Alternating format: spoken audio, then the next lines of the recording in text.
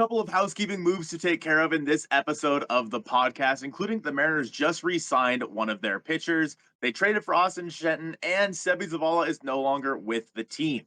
Then we're going to talk about the very confusing regional sports network thing where the MLB is taking over some teams. They're taking over like half of the Mariners broadcast. I don't know. Joe and I are going to break that down. And then we're going to talk about the MLB ZiPS projection that just came out today and where the Mariners stand in those projections. Thank you guys so much for watching episode 141 of the Hit It Here podcast, part of the Bleav network, available on all your favorite podcasting platforms. Be sure to give us a 5-star review and to leave a like and subscribe to this YouTube channel. And this is the tree that fell in my front yard video episode of the podcast. I'm coming to you from the heart of Alaska, it feels like. My power is still out here. So I'm recording this on my phone. So hopefully you guys can hear me all right. And I am here with Joe. Joe, how are you? I commend you for your commitment to the craft, with the power out, trees down in the yard, you're doing your phone as your camera, like you're committed. And I respect that about you. Let's give a round of applause, everybody. Let's give a round of applause to Cole. Not you. You weird don't. If I clap for myself? I mean, not really. I mean, you've done weirder things, so I think it's probably okay. Listen. There's some weird stuff going on with the regional sports, but like Colton said that we're going to break it down. I don't know if we can. Like, if I'm being honest with you, we're just going to kind of like talk about it. But I don't think there's a lot really of like vital information out there right now that will give us a lot of like foundational things to kind of say like, this is how this will go. It's a lot is up in the air still. And we're still trying to like kind of like navigate and figure out like what it really does mean for the Mariners specifically this year, but also like how it kind of like impacts everything long term. So we'll get to that as a second segment here. But Colton, we do have some housekeeping things first. If you would have told me that Austin Shenton was coming back to the Seattle Mariners, I know Colby Patnode, of all people, would have placed down his entire life savings on a bet that the Mariners are going to bring back Austin Shenton this offseason. And if he did, and he did it with Bet Online, he'd be a very, very rich man. A quick word from Bet Online.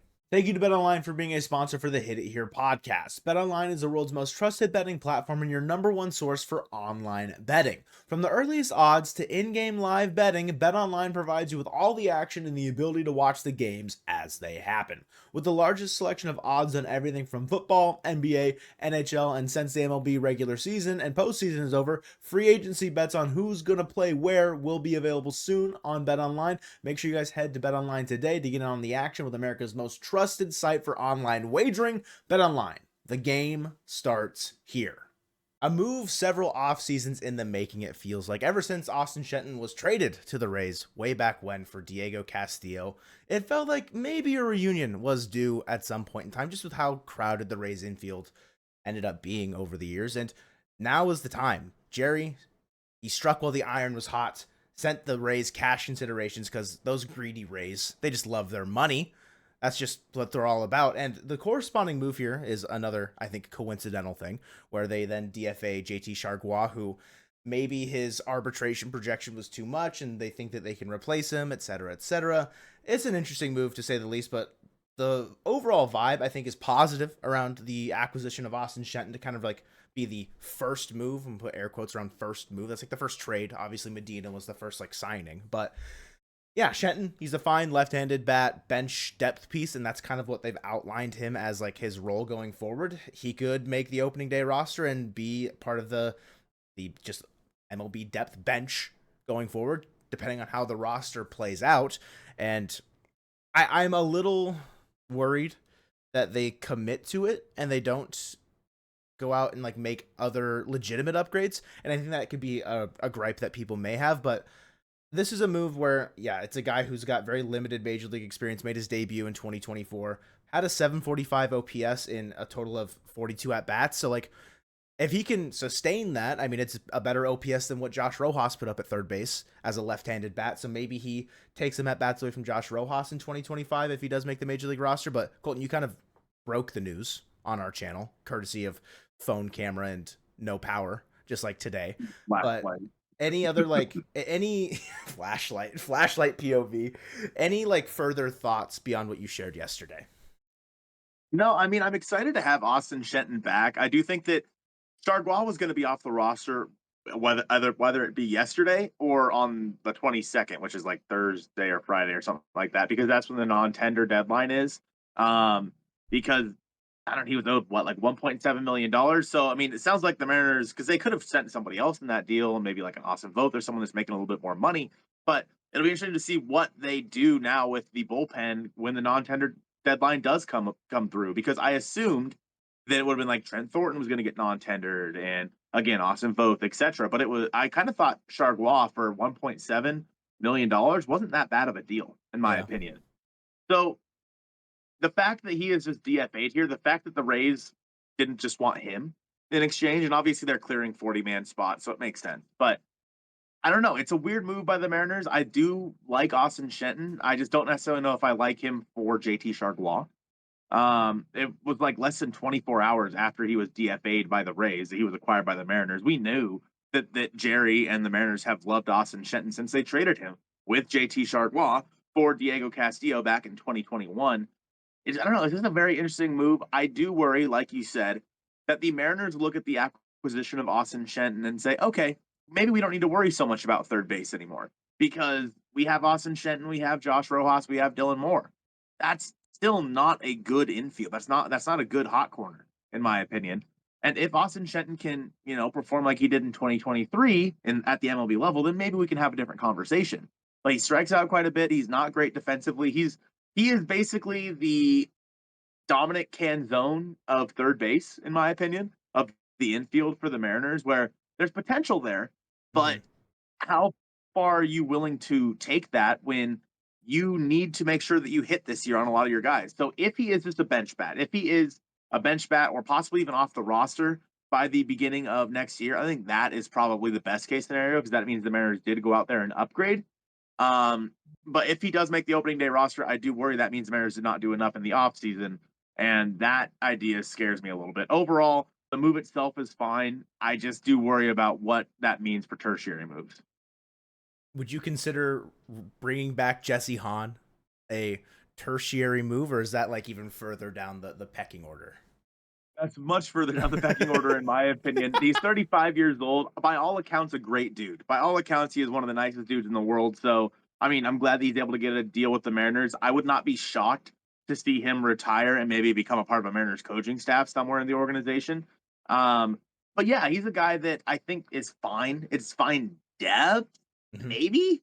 But, I mean, anything other than depth, there's just no room for Jesse Hahn on the roster. I think that's just kind of where we're at with Jesse Hahn. But, I mean, I'm glad that he's back. Like I said, sounds like he's a good dude. So I like having good dudes in the organization. So yeah, it's like him and Casey Lawrence, just like the kind of like aged veterans that'll be pitching down in Tacoma. And should you need something down the road in the 2025 season, you can call upon them. Hahn hasn't really pitched legitimate innings since 2021 due to like just a flurry of injuries, but did finish out 2024 in Tacoma. Pitched in 8 games, 8 2/3 with a 3.12 ERA. Like, it's nothing like super, super crazy, right? It's just like you said, a depth piece, a guy that could have been depth for this organization, Colton. Catcher Sebi Zavala finds his way to the East Coast.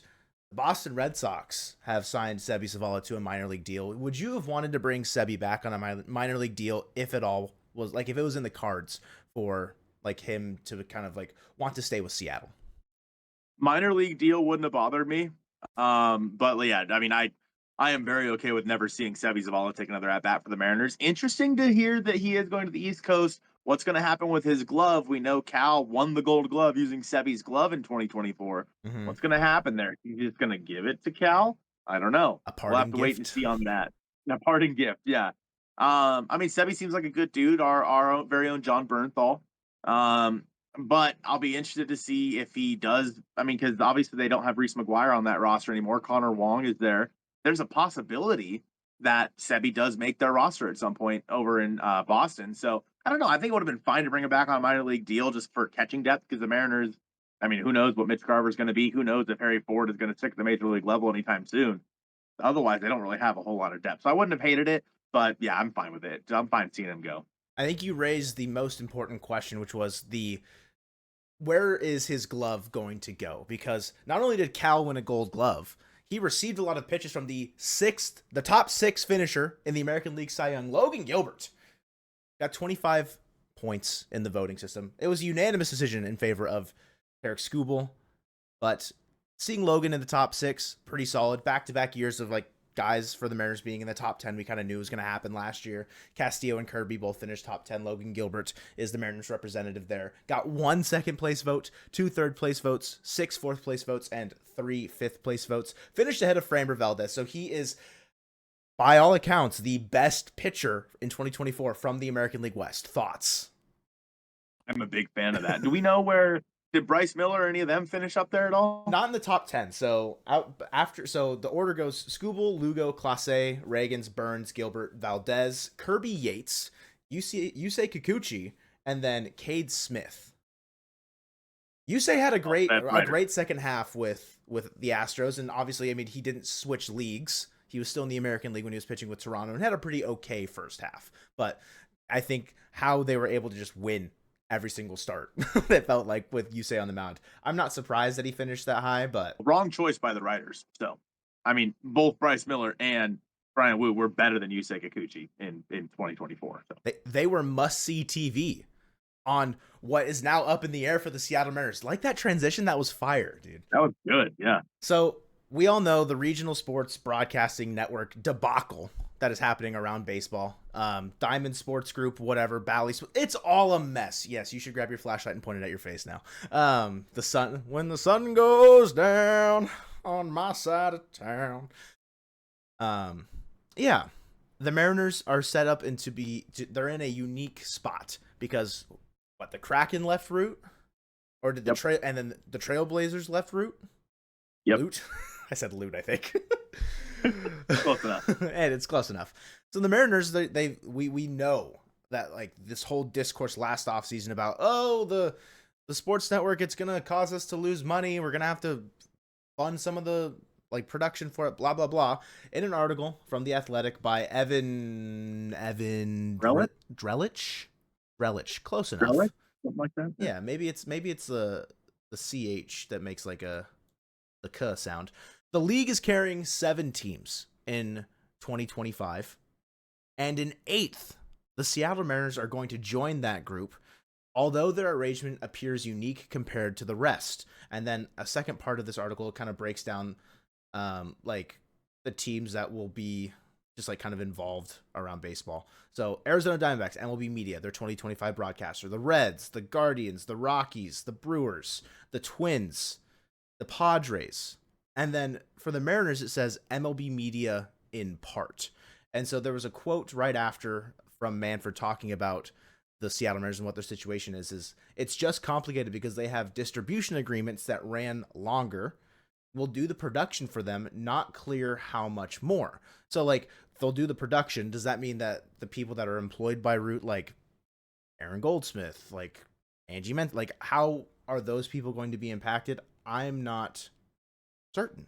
Like it's just a lot is kind of like up in the air right now as far as like what's going on with this. And I think as the offseason goes on, we'll find out more. But is it a positive thing, a negative thing? Like I think it's very neutral at this point because like one, there's just a lot of questions, but also like I know the idea is to create like a universal kind of like MLB style broadcasting media network thing. That's the idea. I hope that's the direction that they take it. And then they try and eliminate blackouts and blackout restrictions and everything. Like, I'm hoping they realize to grow the sport, we need to be able to watch the sport. And with these regional networks causing blackouts and causing things like that, and just also then causing problems within the organization for funding teams and like how much money they have to go towards, like that has to go towards them, to have it be like under one conglomerate and it's Major League Baseball, to me feels like a good thing, but I also could be very naive. Yeah, I mean, for me specifically, I guess I just kind of thought about this. I think overall, like the idea of having a conglomerate is a good thing. Like everybody under one roof, we all know how it's going to work. I'll be interested to see what that means for budget cuts for a lot of the teams because, each team's not going to have their own budget, like you said, for Aaron Goldsmith, Angie, etc. I don't know how that's going to work, and honestly, I'm not smart enough to know how businesses work as a whole. For us, I'll be interested to see if this ever does actually happen, what it does for like copyright and whatnot. And you guys don't want to hear too much about this, but for us specifically, when we put clips on videos, we run the risk of it being claimed by MLB Advanced Media. And when it's claimed by MLB Advanced Media, we don't get any of the revenue from those videos anymore. It could be a 10-second clip in a 30-minute video. And if MLB claims that 10-second clip in that 30-minute video, we lose all revenue from that video and it all goes to MLB. And so if it's all under one conglomerate roof, like I think you and I, when we were in um, doing spring training stuff, I think was it Marquee for like the White Sox or the Cubs or something, This is the where Cubs, yeah. every time we use, Yeah. yeah, it just always got claimed. Yeah. And like, I don't know if that would be the same if it's under all MLB. I don't know. But for the Mariners, I think they're in a unique spot because they own Root Sports. Like the Seattle Mariners own Root Sports. So like, how does it work for if MLB is going to be part of the production? Does that, like you said, mean that we're not? I mean, I would assume they'll keep the same announcers, but are they now employed by MLB instead of Root Sports? I'm not sure. Yeah. And what it means moving forward for where you're going to be able to find your games. If it's going to be under some streaming service like MLB TV, but there's going to get rid of blackout restrictions, I don't know. So when they were saying there are 7 teams that are using this whole system, it's really like 7.5 because the Mariners have distribution agreements. And whether that be specifically between Root, I don't think so because they own Root. So who cares? But that could be with like YouTube and Apple TV and stuff like that. When did they do those games? They already have their specific agreements with them, and MLB doesn't. So for those games that they have with Apple TV or with the YouTube TV or whatever, maybe they just couldn't get out from under those agreements, and maybe those teams didn't want to play ball, or those places didn't want to play ball and say, yeah, we'll agree with MLB instead. I don't know. I truly have no idea how it works, and I could be completely off base here. But that's just kind of my understanding of what they were talking about here. But again, I could be completely wrong. We'll probably have to wait until honestly next offseason to get any real clarity. But I think that through the rest of this offseason, we will begin to see it in a bit clearer of a light. I think one thing I want to touch on just before we move past it, because I don't really think there's much else to say. Something that I could see getting in the way, or like how it's like a confusing like aspect from both sides there, is like maybe advertisers, maybe partnerships, maybe MLB had their own idea of like who would be brand sponsorships within certain states, within certain like productions, and maybe they're not legal in the state of Washington, like FanDuel. If FanDuel, like True. they're going to be like, I think they bought and like are going to be the production, like it's like FanDuel Network, whatever, for the original Bally Sports thing. Like I think it was that's the Diamond Sports group, right? That Right. FanDuel purchased or whatever. FanDuel's not legal in Washington, right? Like not to do daily fantasy stuff like that. So like if that was part of why that could be a hang up, I wouldn't be surprised why Manfred's like, yes, it was kind of confusing and like this is why we're only doing part of it, because certain agreements couldn't be passed due to legitimate just like lawmaking decisions within the state. You ready to move on to the ZiPS projections? I'm ready, dude. So I did some math, Colton, and I want you to guess what the 2024 total WAR was for the Seattle Mariners, and then what the 2025 total WAR was for the Seattle Mariners, courtesy of the ZiPS projections. Also, I just want to put it out there.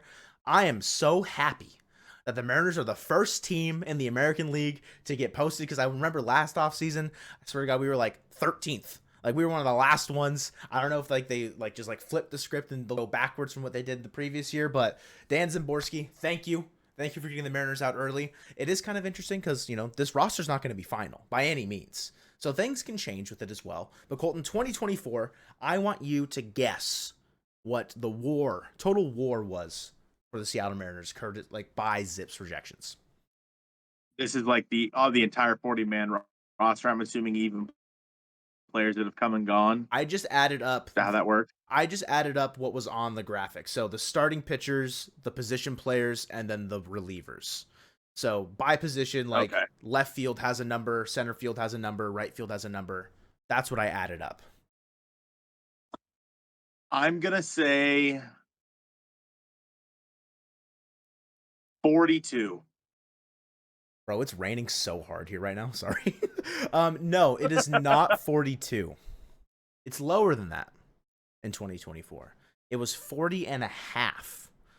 You see the high water mark of Julio Rodriguez at 5 total wins projected. Castillo had a 4.5 projected WAR. This was last year where the Mariners were one of the few teams that had 3 starting pitchers. I think maybe the only team that had 3 starting pitchers over 3 projected WAR, courtesy of ZiPS. So 40 and a half. Just like, you look at Urias Rojas at 2.4 at third base, not good. Rojas Bliss 1.3 at second base. France was projected 2 wins. 2025, it looks a bit different. And normally these projections have punished the Mariners for their roster construction. But Colton, I've got some pretty fantastic news.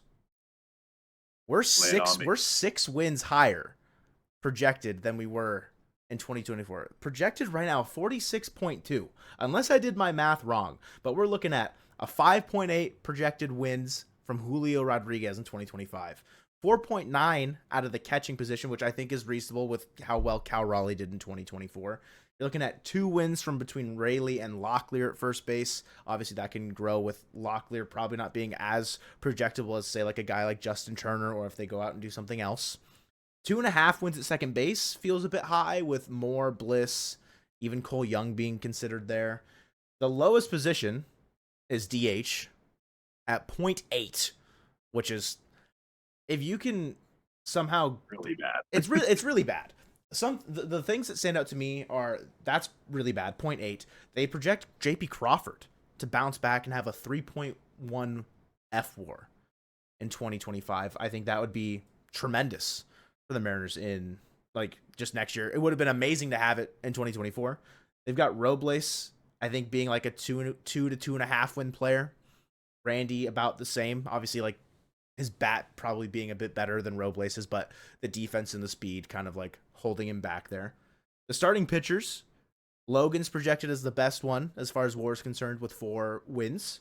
Castillo at 3.3, Kirby at 3.5, Miller at 2.8, Wu at 2.4, with Hancock rounding it out at 0.2. He'll get a couple spot starts if he's still with the team. And then the relievers, they're projected 3.5 wins. I think if they go out there and make a big splash in the trade market for a big reliever, or they sign someone, you could see that jump up to like maybe 4.5, depending on who it is. I mean, Class A just had an incredible year. Obviously, like if you can get a year like that out of somebody, maybe that could jump up into like 4 or 5. Yes. Have we heard the return package for Eli Morgan yet? It was a single A prospect that has a lot of raw power. But a high strikeout rate, so it's like a big lottery ticket guy. Alfonso Soriano. It's not Alfonso Soriano, but it's like really close. Hold on. I was trying to look it up where he was at in the prospect rankings for the Guardians, but I could not find where he was, and he has not been added to the Cubs yet. Alfonso Rosario. He would be added to he would be from the Cubs going to the Guardians. Yeah, so I couldn't find him in the Guardians list, and I couldn't find him in the Cubs list. Yeah. Got it. Okay. Yeah. So I just don't think he's been updated. Like you're talking about adding like a big reliever in that regard. Like that seems like not a lot for Eli Morgan, who had a really good year. I think he had an ERA below 2. Mm-hmm. It was like one of the really reliable guys out of that bullpen in Cleveland that was their biggest strength. Like I understand that obviously, again, it was their biggest strength, but why did they make this trade? And maybe I'm just missing something here. I don't know.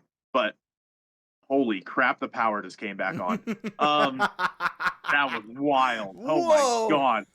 Dog, my computer flashed. My little foot massager came on. My feet are on it right now. Full disclosure. Anyway. Oh my God.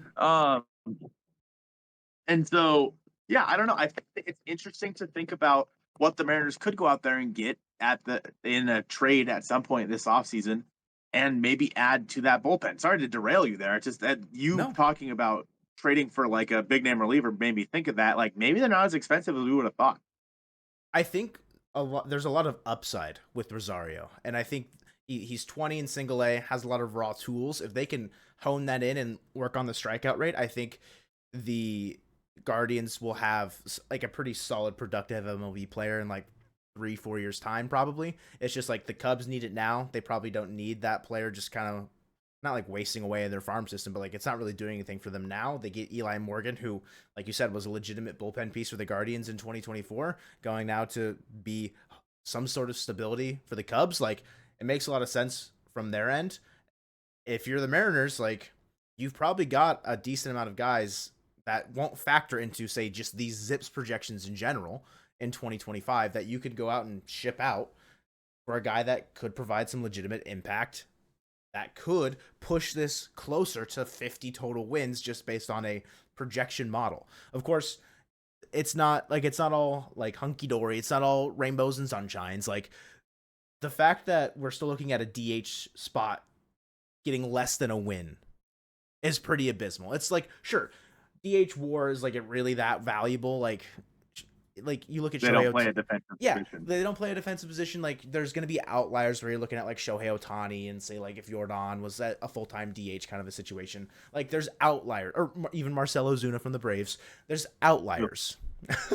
But the fact that the Mariners are sitting at 0.8 from a position where you just need a guy to hit and he'll probably accumulate at least one win, and they're looking at that from 4 different guys playing that position kind of a thing of like taking at bats in that spot, it's just terrible. And it's just the idea of trying to bring in Garver to stop the rotating DH just hasn't fixed itself. And I don't know like what the right move is of like how that kind of will sort itself out. But for whatever reason, I am hopeful in the sense that the projection model isn't as harsh this season as it has been in years past. I haven't looked at Steamer yet. I don't know if those are fully out yet either. But ZiPS, I mean, 46.2 wins. I mean, that's nothing. I mean, that's 6 wins better, by this model compared to last year, and we were a game away from the postseason. Like, sure, it's a bunch of what ifs, and that's all that really projection models are. But the fact that this is out so early and this roster will not be the final one, and I mean, they will augment this roster for the better. I hope. I feel at second and third base, maybe more so one than the other, and this could be an even better team on paper than what we're already seeing. I Bleav that where the Mariners are projected on their ZiPS projections also puts them, I want to say, 6 wins behind where the Braves are. And that's obviously the Braves will be getting Acuna back in 2025.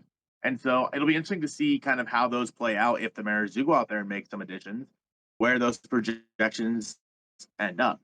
I think that what you were talking about with the designated hitter and just overall just things being better than they were last year for last year's projections, I would assume it's because there's no way it's as bad as it was last year, right?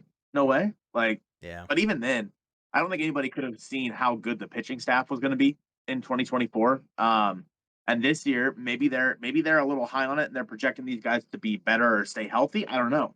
But it's going to be interesting to see what this looks like when we get closer to opening day, because the Mariners theoretically are going to go out there and make a move at second base or third base, like you said, that's going to augment this roster. And honestly, probably augments DH as well. Odd year Mitch Garver might augment that DH into a position that is getting more than 0.8 wins, because based on the fact that there were 4 guys on there, they're definitely projecting some negative WAR from some of those guys, probably Garver and Haniger again. Yeah.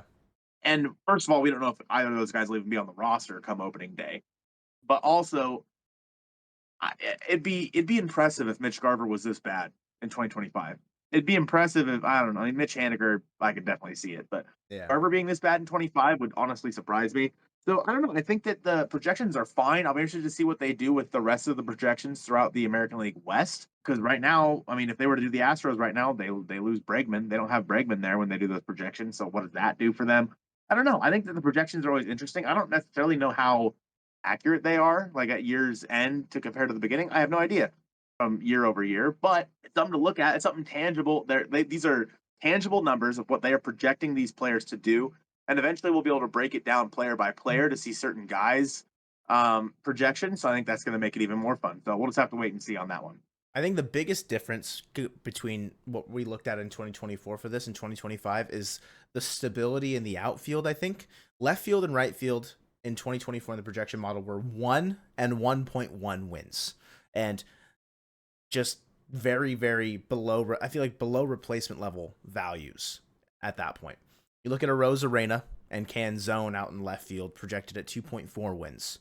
Look at Robles and Haniger in right field, projected at 3 wins. Obviously, a lot can shift around with that, like where it's Canzone playing right field, or if it's Rayleigh going into the outfield, etc. Like, there's things that can shift around, but like the fact that you're getting what is that? 3.5 more wins just from the outfield alone being actually capable baseball players is a big step, I think, in what the Mariners were attempting to do in the middle of the season last year about like raising the floor of the team and just like putting together a roster and a lineup that you can actually roll out there every day and not have to worry about the platoons and who's going to play what. And yes, the platoons are important. You need those guys to be there so you can actually have some sort of impact in big situations where a guy's not in a favorable matchup. But at the end of the year, when Dan was rolling out the same lineup for 2.5 weeks, seeing that level of stability was actually really, really nice and really, really pleasant, and it was working.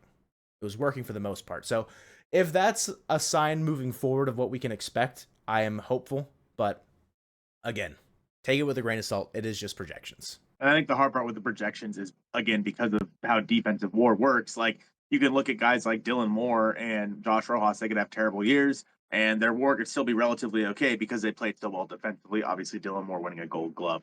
So obviously, this doesn't go to show that the offense is going to be loads better comparatively. Like they're not looking at this offense and saying, yeah, this is the same offense they had at the end of last year, but it's going to be way better next year. That's not necessarily what's happening here. They're just looking at the potential for bounce backs for guys like JP or, I mean, even Randy in some regard, Julio as well. So I think that war is always so hard to look at because of that. But that is going to do it from us here on episode 141 of the Hit It Here podcast, presented by Bet Online, the tree that fell in my backyard episode of the podcast. And go Mariners.